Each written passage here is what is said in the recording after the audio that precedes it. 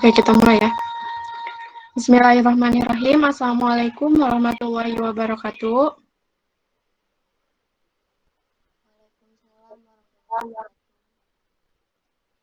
Yang terhormat Bapak Teddy Supriyadi, SHI, MAG, selaku dosen pengampu mata kuliah Pendidikan Kewarganegaraan dan teman-teman yang berbahagia. Pertama-tama, puji dan syukur kita panjatkan kepada Allah Subhanahu wa Ta'ala yang telah memberikan nikmat sehat, selamat, sehingga kita bisa berkumpul tatap maya di room Jimit kali ini. Tak lupa sholawat serta salam tercurah limpah pada junjungan kita Nabi Muhammad SAW. Dalam acara presentasi kali ini, kita akan membahas mengenai negara dan konstitusi. Sebelumnya, izinkan saya untuk memperkenalkan anggota tim penyaji dari kelas T.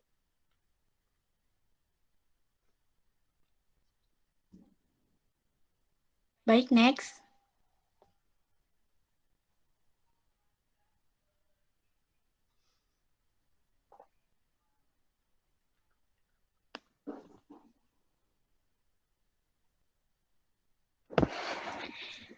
Yang pertama ada Anissa Nurhayati dengan nomor DIM 2105727781. Yang kedua ada Anissa Anindya. Yang ketiga ada Vera Hagitasari. Yang keempat itu ada Siti Nurhayati. Yang kelima itu ada Ira Karomah. Lalu selanjutnya saya akan memperkenalkan anggota tim pembahas dari kelas C. Yang pertama ada Nur Septiani Duyanti, yang kedua ada Selma Febrianti, lalu yang ketiga saya sendiri nanti Veronica sebagai moderator, lalu yang keempat ada Rafika Nur Azizah, yang kelima ada Ajeng Regita, dan yang keenam ada Deng Italia. Selanjutnya, adapun topik pembahasan yang kami akan bahas yaitu yang pertama ada pengertian, di sini menjelaskan pengertian negara dan konstitusi. Lalu yang kedua itu ada negara, menjelaskan sifat-sifat negara dan unsur pembentukan negara. Lalu yang ketiga itu ada konstitusi, menjelaskan materi mengenai konstitusi. Lalu yang keempat itu ada kesimpulan. Nah, baik, sekarang saya akan memaparkan rangkaian acara presentasi saat ini, antara lain yang pertama pembukaan, yang kedua pemaparan atau penyajian materi, lalu yang ketiga ada tanggapan, dan yang keempat ada penutup. Baik, kita masuk ke acara yang pertama, yaitu pembukaan. Mari kita bersama-sama membuka acara presentasi kali ini dengan mengucapkan Bismillahirrahmanirrahim. Acara yang selanjutnya yaitu pemaparan atau penyajian materi dari tim penyaji. Kepada rekan saya, Anissa Nurhayati, sebagai pemateri pertama, saya persilahkan. Baik, terima kasih kepada moderator yang telah memberikan saya kesempatan untuk memaparkan presentasi kali ini. Materi yang saya akan paparkan yaitu mengenai pengertian negara dan konstitusi. Next. Apa itu negara? Negara yaitu suatu organisasi dari sekelompok atau beberapa kelompok manusia secara bersama-sama mendiami suatu wilayah tertentu dan mengakui adanya satu pemerintahan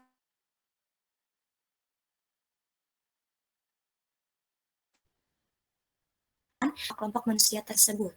Konstitusi. Konstitusi adalah seperangkat aturan yang mengatur dan membentuk organ-organ pemerintahan termasuk wewenang yang dimilikinya, serta dasar-dasar negara, sebuah hukum yang dijadikan dasar oleh suatu negara, terutama dimulai dari pendirian negara tersebut. Konstitusi ini bersifat dinamis, artinya dapat diubah sesuai kebutuhan dan sesuai dengan peraturan yang berlaku di negara tersebut.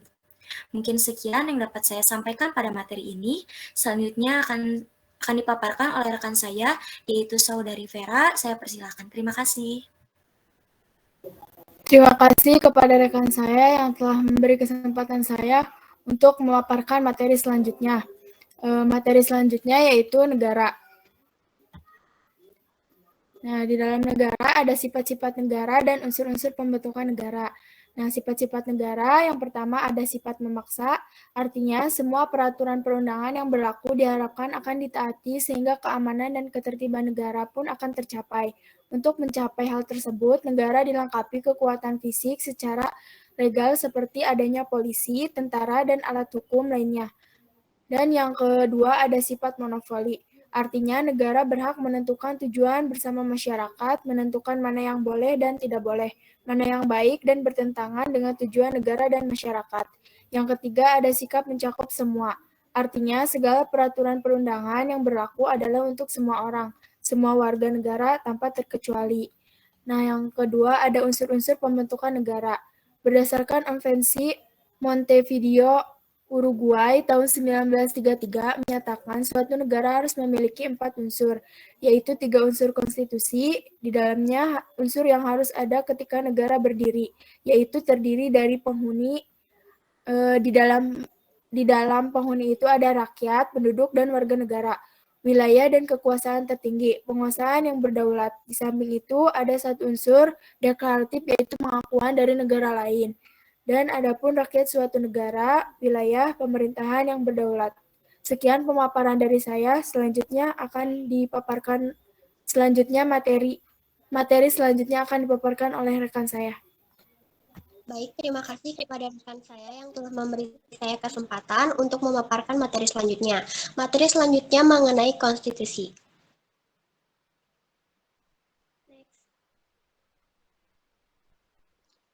Ada perbandingan konstitusi. Isi konstitusi yaitu dasar filsafat konstitusi berupa konsideran-konsideran atau dasar-dasar pertimbangan sebagai pengantar suatu ketetapan atau undang-undang dasar bagi pembentukan konstitusi tersebut serta menyebutkan asas dan tujuan negara.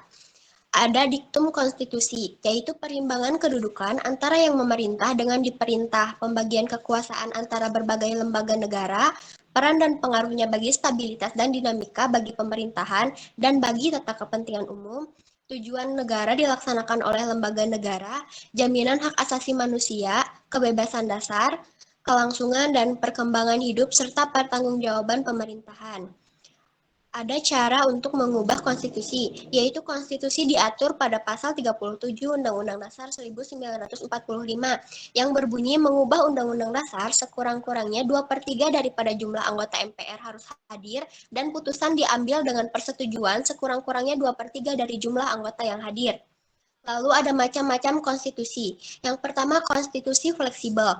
Konstitusi fleksibel yaitu konstitusi yang dapat diubah melalui proses yang sama dengan undang-undang. Artinya, perubahan itu dilakukan melalui cara yang tidak sulit, seperti melalui pemungutan suara terbanyak mutlak. Argumentasi bahwa untuk bertahan lama, konstitusi itu tidak boleh berlaku keras, kaku, dan rigid. Yang kedua ada konstitusi rigid, yaitu konstitusi yang perubahannya dilakukan melalui cara-cara atau proses khusus. Argumentasi, sudah seharusnya konstitusi itu berlaku tegas, keras, dan bertahan selama-lamanya atau setidaknya untuk kurun waktu yang lama. Yang ketiga ada konstitusi tertulis dan tidak tertulis. Sekian materi yang dapat saya paparkan. Materi selanjutnya akan dipaparkan oleh rekan saya. Terima kasih. Terima kasih sebelumnya untuk rekan saya yang sudah mempersilahkan saya untuk memaparkan materi. Sebelumnya mohon maaf karena di sini hujan gede, jadi agak ribut suaranya. Dilanjut ke UUD 1945. UUD 1945 ini memiliki pengertian yaitu naskah yang memaparkan rangka dan tugas-tugas pokok dari badan pemerintahan suatu negara dan menentukan pokok-pokok cara kerja badan negara tersebut. Nah, sifat UUD sendiri ini yaitu fleksibel atau rigid. Dilihat dari cara perubahannya dan mudah tidaknya mengikuti perkembangan zaman. Nah, sebelum adanya perubahan, kedudukan UUD bagi negara yaitu perannya yang sangat penting bagi kehidupan bangsa Indonesia karena dinyatakan sebagai hukum dari segala sumber hukum.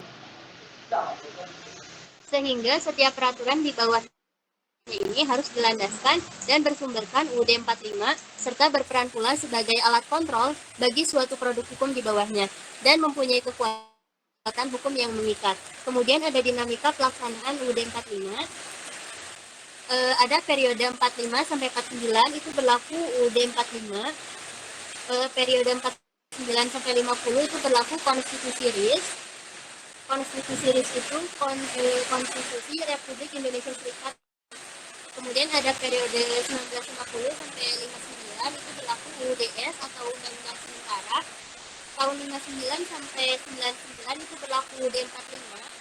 Untuk tahun 99 sampai dengan sekarang itu berlaku UUD 45 hasil amandemen. Sekian pemaparan materi dari saya lanjutkan kepada rekan saya. Terima kasih.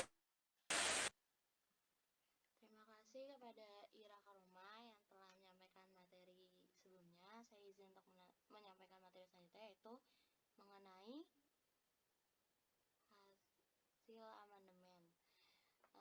Dari pengertian hasil amandemen sendiri, yaitu amandemen berasal dari bahasa Inggris, yaitu amandemen yang artinya perubahan atau mengubah. Dan menurut Sri Somantri, amandemen Undang-Undang Dasar tidak hanya mengandung arti menambah, mengurangi, atau mengubah kata serta istilah maupun kalimat dalam Undang-Undang Dasar, melainkan juga membuat isi Undang-Undang Dasar menjadi lain melalui penafsiran. Amandemen ini terjadi 4 kali perubahan, yaitu yang pertama SUMPR yang terjadi pada tanggal 12 sampai 19 Oktober 1999. Yang kedua yaitu ada sidang tahunan MPR ditetapkan pada tanggal 18 Agustus tahun 2000. Yang ketiga yaitu ada STMPR pada tanggal 9 November 2001, dan yang terakhir itu ada STMPR pada tanggal 10 Agustus 2002. Pada keempat perubahan ini menghasilkan perubahan baik dari segi redaksi, kontennya maupun maknanya. Perubahan-perubahan tersebut juga ada berupa pengurangan, penambahan, penghapusan, dan ada undang-undang yang baru. Lalu selanjutnya yaitu ada sistem pemerintahan negara. Sistem pemerintahan negara itu dibagi menjadi 6. Yang pertama itu ada negara Indonesia adalah negara hukum. Itu terdapat pada pasal 1 ayat 3 yang prinsip ini mengandung makna bahwa negara, pemerintahan, dan lembaga-lembaga lain dalam melaksanakan tindakan apapun harus dilandasi oleh hukum dan dipertanggungjawabkan secara hukum pula. Lalu yang kedua ada kekuatan berada di tangan rakyat. Itu terdapat pada pasal 1 ayat 2. Prinsip ini mengandung makna bahwa sesungguhnya yang memiliki kedaulatan di negeri ini adalah rakyat. Hal itu dibuktikan dan dilibatkannya rakyat dalam pemilihan presiden dan juga wapres. Lalu yang ketiga itu ada pemerintahan berdasar atas sistem konstitusi atau hukum dasar. Prinsip ini mengandung arti bahwa penyelenggaraan pemerintahan selalu berlandaskan sistem konstitusional. Dengan demikian, kekuasaan aparatur negara dan pemerintahan harus bersumber pada Undang-Undang Dasar dan peraturan perundang-undangan lain yang berlaku. Lalu yang keempat ada presiden sebagai pemegang kekuasaan pemerintahan. Prinsip ini mengatakan bahwa presiden adalah pimpinan eksekutif, namun dalam menjalankan tugasnya tidak absolut, melainkan diatur oleh Undang-Undang Dasar dan peraturan perundang-undangan yang berlaku dalam menjalankan tugasnya. Presiden juga dibantu oleh wakil presiden. Yang kelima yaitu ada presiden tidak bertanggung jawab kepada DPR. Prinsip ini menandai bahwa sistem pemerintahan Indonesia adalah sistem presidensial, di mana presiden tidak bertanggung jawab kepada DPR, melainkan MPR, dan sebaliknya DPR tidak diberhentikan oleh presiden. Lalu yang keenam ada menteri negara adalah pembantu presiden. Melainkan hal ini dapat dipahami karena menteri diangkat dan diberhentikan oleh presiden. Meskipun presiden berhak memberhentikan para menterinya, namun presiden tidak dapat semena-mena memberhentikan menterinya. Diperlukan alasan yang jelas dan juga pertimbangan yang seksama. Sekian pematerian dari saya kembalikan kepada moderator. Baik, terima kasih kepada tim penyaji yang telah memaparkan materi dengan sangat luar biasa. Selanjutnya kita akan masuk ke sesi tanggapan. Tanggapan ini dapat berupa pertanyaan ataupun hanya menambahkan materi saja. Untuk itu, kepada tim pembahas dipersilakan untuk menggunakan fitur raise hand dan mengaktifkan mikrofon apabila sudah dipersilakan.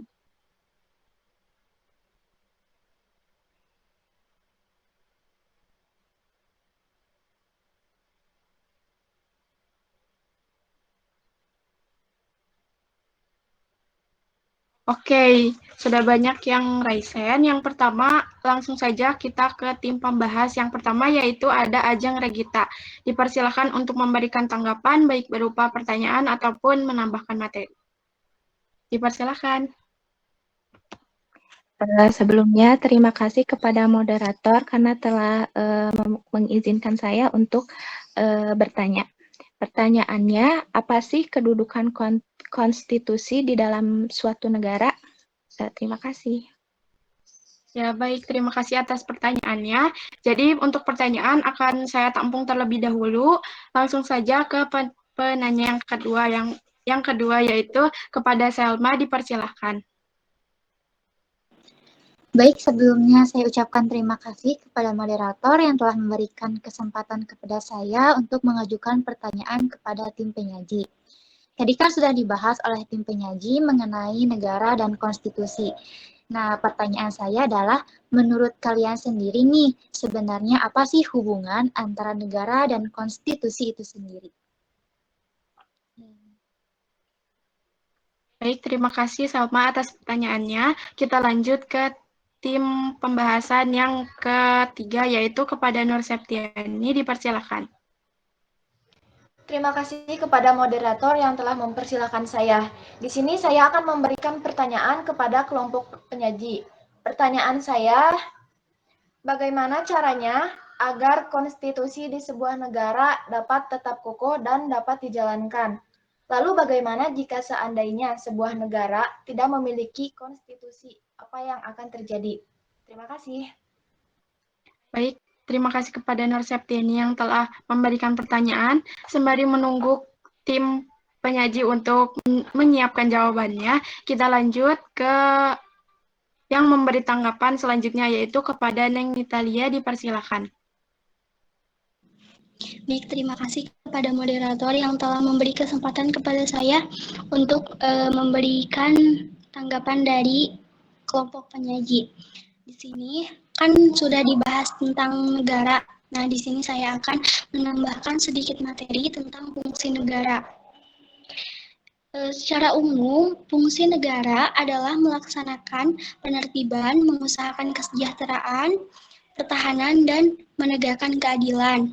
Adapun fungsi negara menurut para ahli adalah yang pertama, fungsi esensial adalah fungsi yang diperlukan demi kelanjutan negara.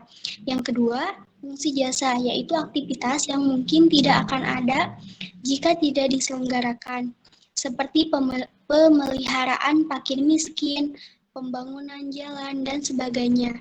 Yang ketiga, fungsi perniagaan adalah tujuan memperoleh keuntungan, contohnya fungsi jaminan sosial, pencegahan pengangguran, dan lain-lain. Mungkin itu saja yang bisa saya sampaikan. Terima kasih. Wassalamualaikum warahmatullahi wabarakatuh. Baik, terima kasih kepada Neng Nitalia yang telah memberikan tambahan materi. Lalu selanjutnya kepada Rafika, dipersilakan. Baik, terima kasih.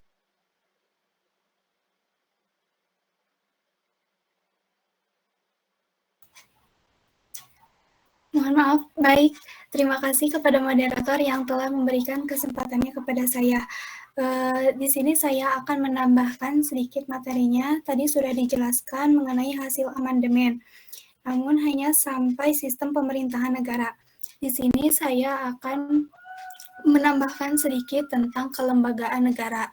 Berdasarkan Undang-Undang Dasar hasil amandemen, maka kelembagaan negara mengalami perubahan, baik dalam hal kedudukan, tugas, wewenang, hubungan kerja, dan cara kerja lembaga-lembaga tersebut.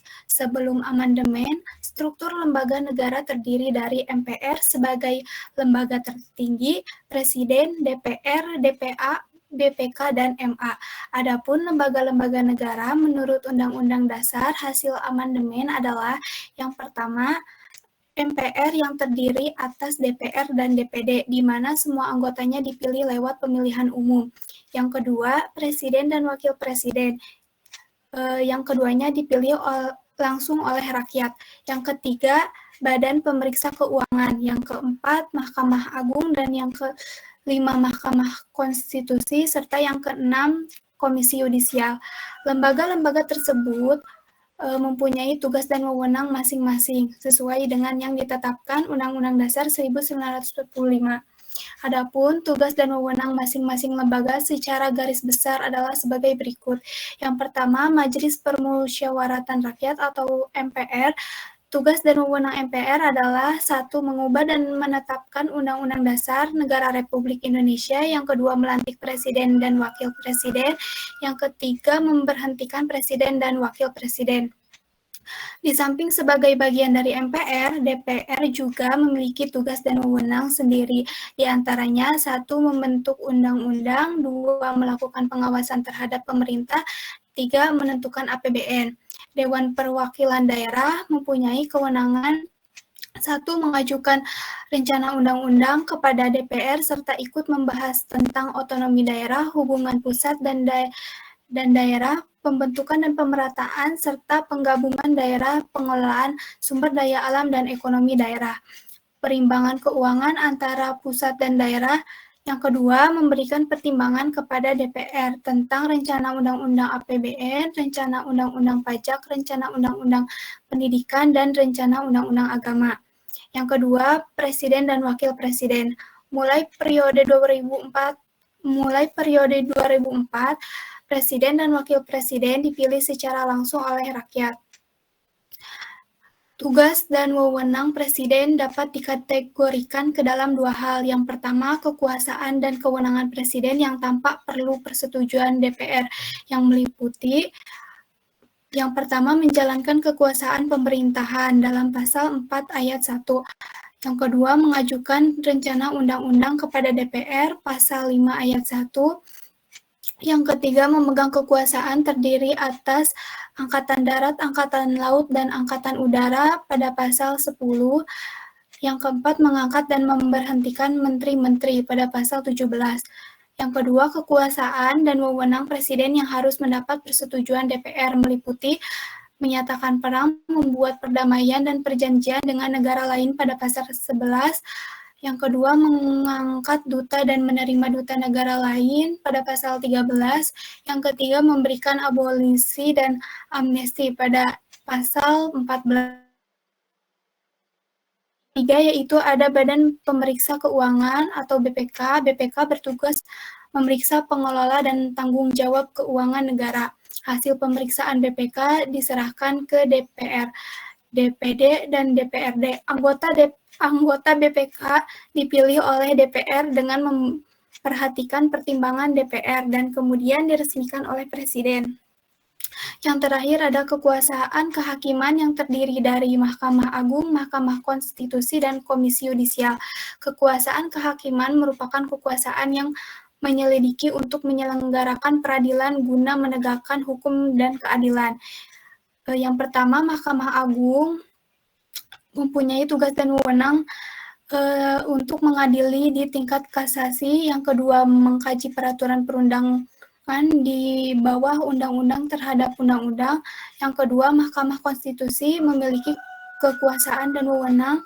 Yang pertama, mengadili tingkat pertama dan terakhir yang putusannya bersifat final untuk menguji undang-undang terhadap undang-undang dasar.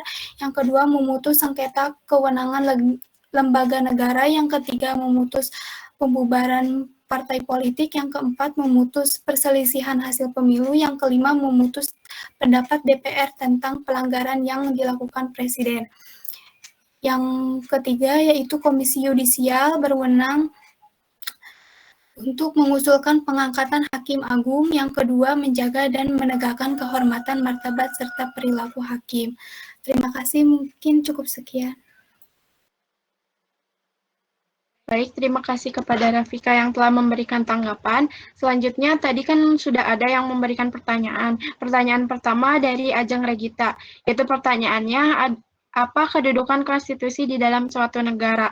Nah, apabila dari tim penyaji sudah ada yang mau menjawab, dipersilahkan.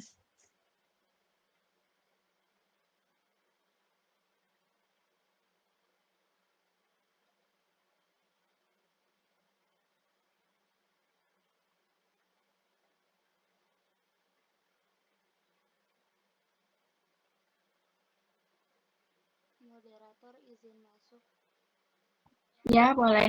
izin menjawab pertanyaan dari Ajeng. Ya, pertanyaan pertanyaannya itu apa kedudukan konstitusi di dalam suatu negara? Apa betul?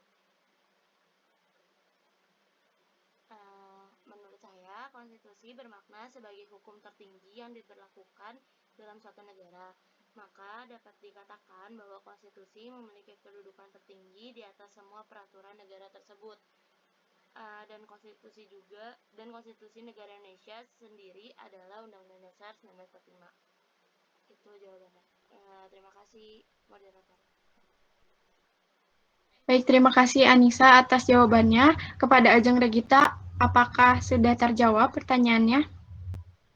Sudah terjawab, moderator. Terima kasih. Ya, baik. Selanjutnya ke pertanyaan yang kedua, yaitu dari Selma Febrianti. Nah, pertanyaannya itu, apa benang merah antara hubungan negara dan konstitusi? Kepada tim penyaji, apakah sudah ada yang mau menjawab? Dipersilahkan. Moderator izin menjawab. Ya, boleh. Pertanyaannya kan, apakah benang merah dari negara dan konstitusi? Apakah benar? Ya, benar.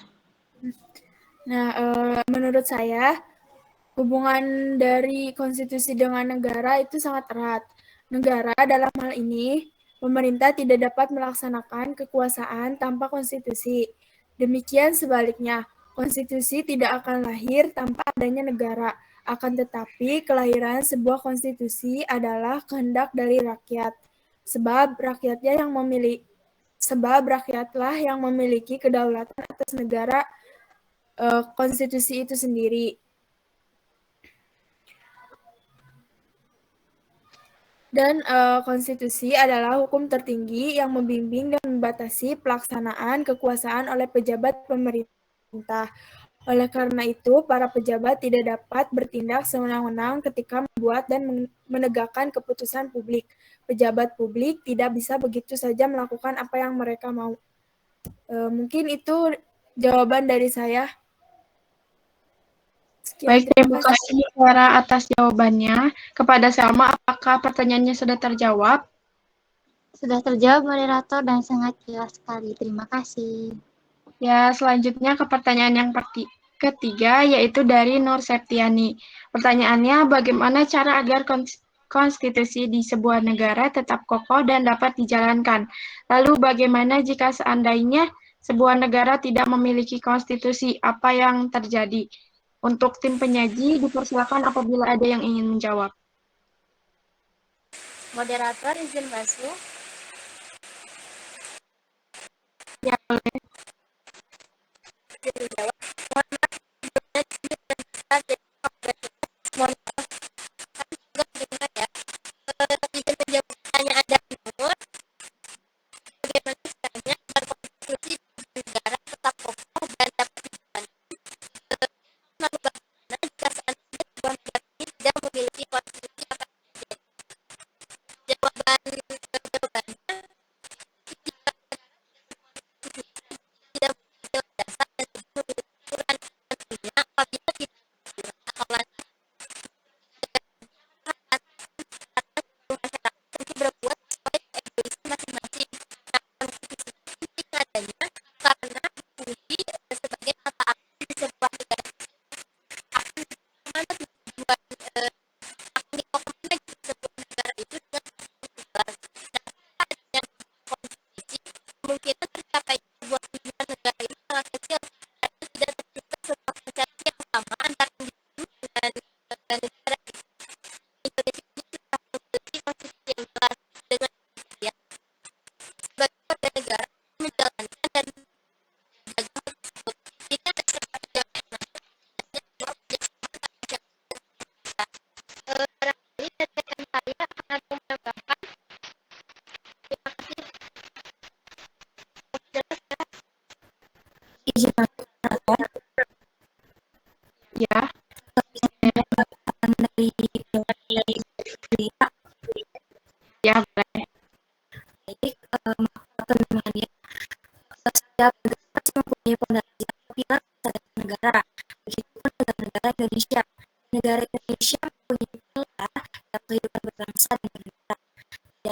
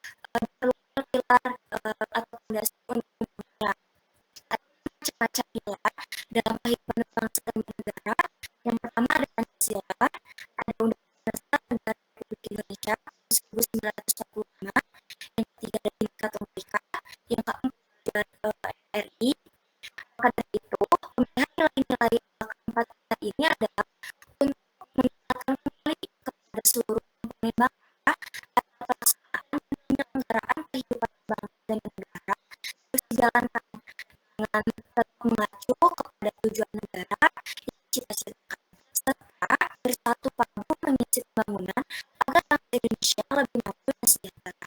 Mungkin sekian penampilan dari saya. Terima kasih. Baik, terima kasih kepada dan Anissa yang sudah menyampaikan jawaban dari pertanyaan Nur Septiani. Kepada Nur Septiani, apakah pertanyaan sudah terjawab? Sudah terjawab dengan jelas, moderator. Terima kasih atas jawabannya. Baik, terima kasih. Alhamdulillah, acara telah kita lalui. Izinkan saya untuk menyampaikan kesimpulan di presentasi kali ini. Negara itu adalah suatu organisasi dari kelompok atau beberapa kelompok manusia yang secara bersama-sama mendiami suatu wilayah tertentu dan mengakui adanya suatu pemerintahan. Adapun sifat-sifat negara antara lain yang pertama, sifatnya memaksa, yang kedua monopoli, dan yang ketiga mencakup semua. Nah, di samping itu ada unsur-unsur dari pembentukan negara. Ada lalu yang kedua ada wilayah, yang ketiga ada pemerintahan yang berdaulat, lalu yang keempat ada pengakuan dari negara lain. Lalu pengertian dari konstitusi itu sendiri adalah seperangkat aturan yang mengatur dan membentuk organ-organ pemerintahan, termasuk wewenang yang dimilikinya serta dasar-dasar negara. Konstitusi sangat penting bagi suatu negara supaya tidak ada penindasan dan kesewenang-wenangan. Lalu kami juga macam dari konstitusi. Yang pertama itu